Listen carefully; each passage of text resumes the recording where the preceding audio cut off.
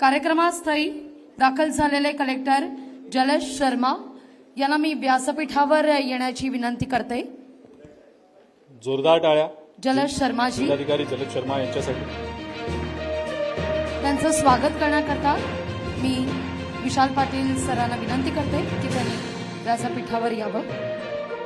जलज शर्मा यांच्यासाठी जोरदार टाळ्या।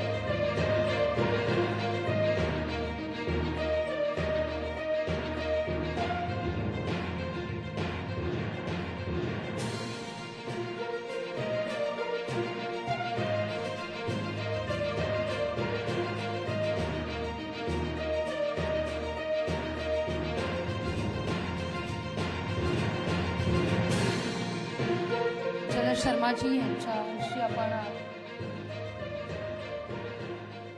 संवाद साधणार आहोत। मी जलज शर्माजी यांना विनंती करते की त्यांनी स्थानापन्न व्हावं आणि माझा सहकारी अजिंक्यला विनंती करते की त्यांनी संवाद साधावा। धन्यवाद नागरिक।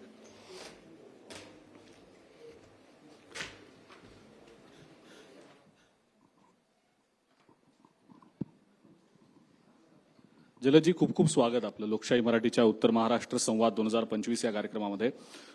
सुरुवातीला पुन्हा एकदा तोच विषय, कारण अतिवृष्टी आहे जिल्ह्यातल्या अनेक भागांमध्ये आणि काल सुद्धा खूप पाऊस झाला। आम्ही काल नाशिकमध्येच होतो आणि काल प्रचंड पाऊस झाल्याच्या बातम्या सातत्याने येत होत्या। काय त्या दृष्टीनं सध्या नियोजन केलं जात आहे? तातडीनं शेतकऱ्यांना दिलासा देण्याच्या अनुषंगानं काय केलं जात आहे? प्रशासकीय पातळीवर नेमक्या काय काय हालचाली सध्या सुरू आहे?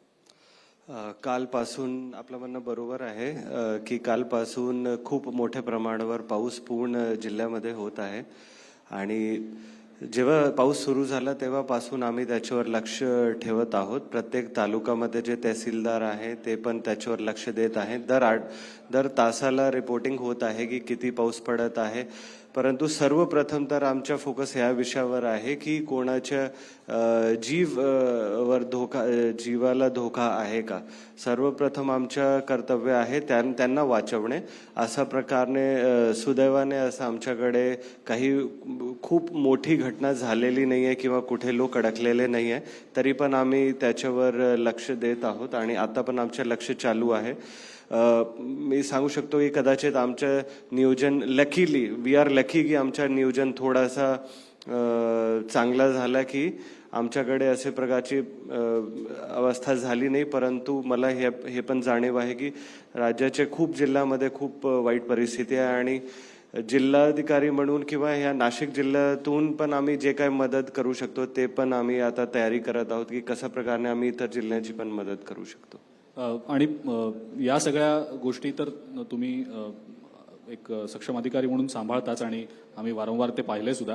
पण एक महत्त्वाचा मुद्दा कुंभमेळ्याच्या अनुषंगानं, आता कुंभमेळा काही महिन्यांवर आलेला आहे आणि त्या दृष्टीनं अगदी जोरदार तयारी सुरू आहे। जय्यत तयारी प्रशासन करतंय। आपण प्रशासनाचा महत्त्वाचा भाग आहात, आपण जिल्ह्याचे जिल्हाधिकारी आहात, त्यामुळे आपल्यावर सुद्धा तितकीच मोठी जबाबदारी आहे। कुंभमेळा प्राधिकरण सुद्धा स्थापन झालेलं आहे आणि या सगळ्या अनुषंगानं इतर ज्या सगळ्या यंत्रणा आहेत त्यांच्यासोबत समन्वय साधून एक सिंक्रोनाइज्ड पद्धतीनं व्यवस्थित या सगळ्या जबाबदाऱ्या पार पाडण्याच्या दृष्टीनं काय नियोजन सध्या जिल्हाधिकारी कार्यालयामध्ये सुरू आहे?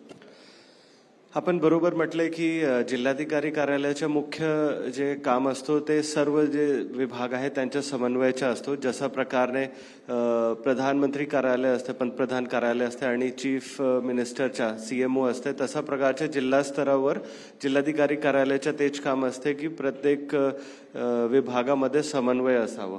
सो प्राधिकरण झाल्यानंतर जे ह्याच्यापूर्वी जसा जिल्हाधिकारी हे जे समिती होती जिल्ह्याची कार्यकारिणी समितीचे सदस्य सचिव होते, आता त्यामध्ये माननीय विभागीय आयुक्त साहेबांना प्राधिकरणमध्ये अध्यक्षची भूमिका ते करायचे।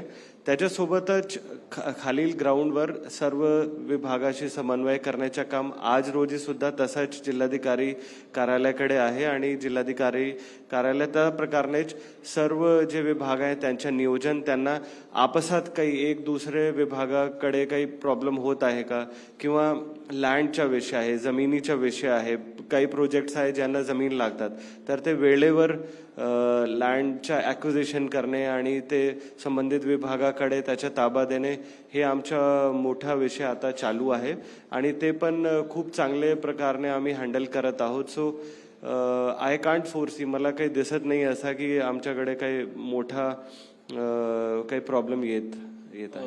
काय सध्या चॅलेंजेस वाटतात, आव्हानं काय वाटतात, म्हणजे थोडक्यात, म्हणजे वेळेची मर्यादा आहे मला माहिती आहे, तुम्हाला पण इतर कार्यक्रम आहेत नियोजित, पण काय चॅलेंजेस आहेत थोडक्यात जर सांगितलं तर नाशिककरांना त्याबद्दलची पुरेपूर कल्पना येऊ शकते. मला वाटतं आज सकाळी माननीय विभागीय आयुक्त साहेब, माननीय आयुक्त नाशिक मनपा आणि सर्व हे जे एक्सपिरियन्स्ड लोक आहे ह्यांनी त्यांच्या ह्या विषयाबद्दल खूप जानकारी, खूप माहिती दिली असेल. मला ह्यामध्ये माझं जे व्यक्तिगत मत आहे की ह्यामध्ये चॅलेंजेस तेच आहे की काही गोष्ट असतात जे आमच्या कंट्रोलमध्ये नसतात.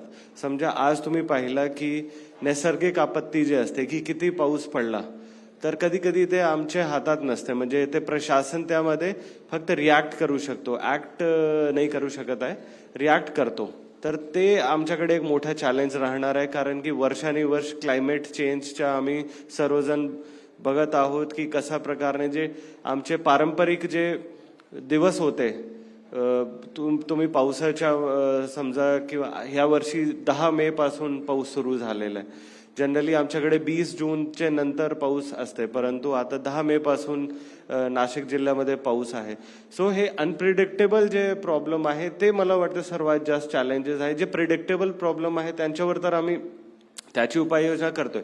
जे अनप्रिडिक्टेबल प्रॉब्लेम आहे त्याला कशा प्रकारे आपण प्लॅन बी म्हणून कसं जायचे, त्याच्या प्लॅनिंग आमचे मोठं आव्हान आहे आणि त्याबद्दल आम्ही तयारी करत आहोत. जाता जाता शेवटचा प्रश्न तुम्हाला विचारतो की काय नेमकं आश्वस्त कराल तुम्ही नाशिककरांना जिल्हाधिकारी कार्यालयाच्या माध्यमातून, जेणेकरून त्यांच्या ज्या अपेक्षा आहेत त्यांची पूर्तता होऊ शकेल? पूर्ण राज्याचे लोक ह्या कार्यक्रमाला बघत आहे. सो मला हेच सांगायचे की हे जे सिंहस्थ जे असणार आहे ते पूर्ण महाराष्ट्र राज्याचे असणार आहे, नाशिककरांचे असणार आहे. सो मला त्यांना हेच मेसेज द्यायचे की ह्यामध्ये सर्व काम करताना आम्ही सर्व लोकांसोबत काम करण्याची आमची इच्छा आहे.